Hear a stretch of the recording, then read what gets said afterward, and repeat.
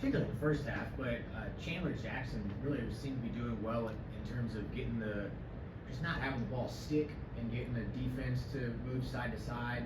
Is that was he comfortable in the 2-3 against the 2-3 zone in high school, or is that just something he? No, I just think that he's a high IQ basketball player, and he gave pretty good effort on the defensive end.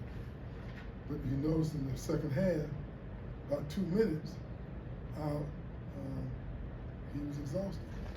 And he had to come out of the game. That's what first start, freshman, all the emotions of going into playing a game at this level. I think he got the best of it. And it right there, since Water was in foul trouble, he had to play more extended minutes the first half. In the last few possessions, I mean, he was really bent over and was really exhausted. And he was exhausted at that point. And what happens is, once you get to that point, it's challenging to recover as fast as you normally will.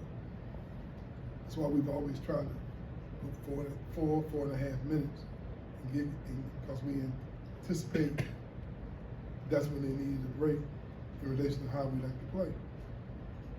But when you're playing those extended minutes like that, and you're just developing and learning the system, and you're a freshman, it's not unusual for him now to come back the second half and not have enough time to recover and go out and have to actually come out of the game as early as he did.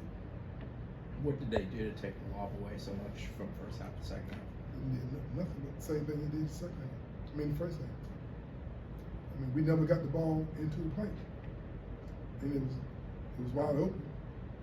If you noticed, every time we tried to penetrate the gaps, we got in there uncontested.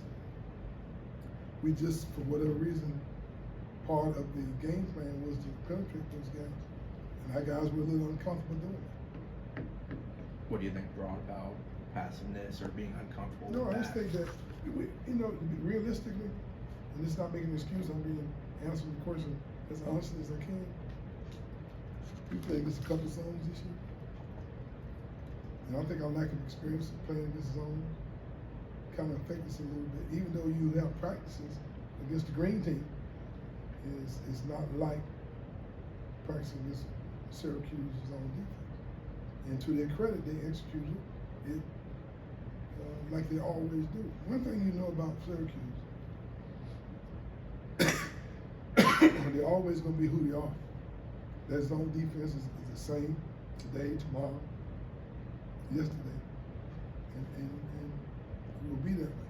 So it wasn't that they made a big adjustment. We just struggled with the execution of our game plan. If we had thrown the ball into the open spot, somebody was there to get it. I didn't think we did a very good job being as deceptive as we could be.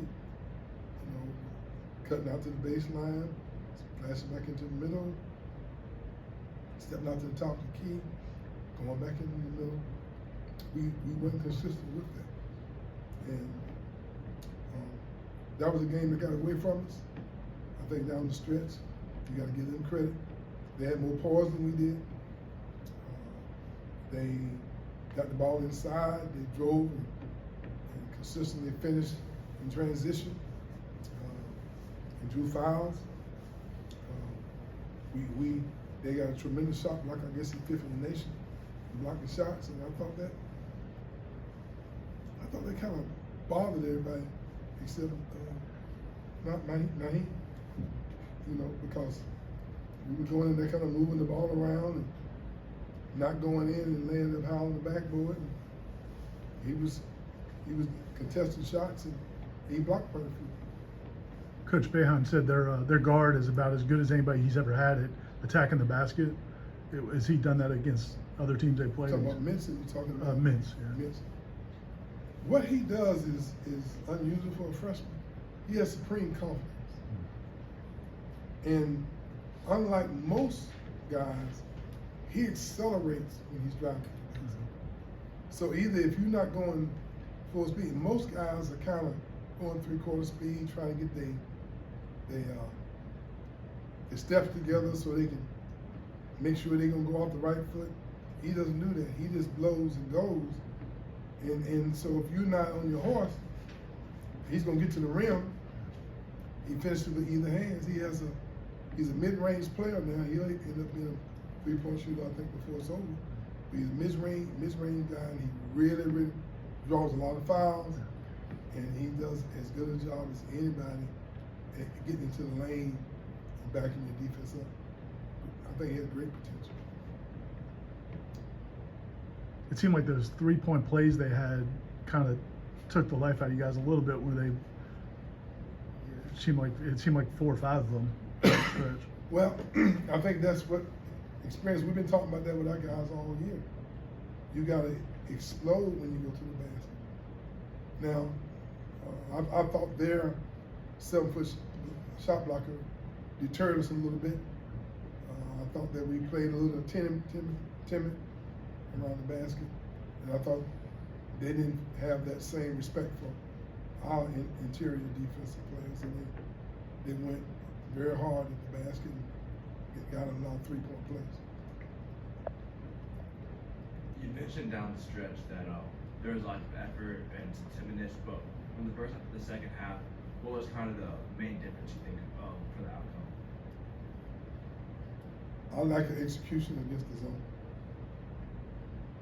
I think that was we were not in sync, and plus we've had those nights. All teams have them where you just not knocking down your perimeter shots. We've had games where we had 13 or 14 threes. I don't think we had them tonight, did we? It was 6 of, well, they're like me, these are the girl stats. Sorry about that. I think Green was like 5 of 17 or something, and then everyone else was kind of 1 or 0 for 25.7% was the percentage. 9 of 35, I believe. And then that's great. Wow. It was 9 of 35? Yep. That just, we have not been that kind of shooting team. We've been a little inconsistent, but against a zone defense, you would think that we would have had better spacing and had better shots. I do think that they did a great job when the ball was thrown to Green. I thought they did a great job of hurry up and getting to him, so he didn't feel as comfortable. And I think that's why, whenever Syracuse get in the NCAA tournament, they always win 2 or 3 games, because when you're not accustomed to playing against that zone defense, even though there are so many opportunities there for you, they always do well in the NCAA tournament because of the challenge that it is in attacking that zone defense. But for us as a staff, gosh, we probably know Syracuse zone defense as well as we know our man-to-man defense.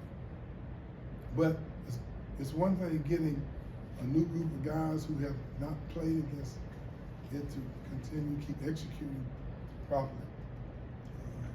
And I thought tonight that they executed their offensive game plan and their defensive game plan better than we executed our offensive game plan and defensive game. And they're a good enough basketball team, but if you have 3 or 4 mistakes in a row, which I thought we did, ill-advised passes, some turnovers, guys not cut to the right spots, coupled with the fact that whatever we shot from something crazy, we say 35. You take that many shots and miss them. I don't know if we've had a game this year where we've taken that many shots. 35 threes. I don't think we've had a game this year where we've done that. Which meant that their defense was very, very effective against our inexperienced team. We all set?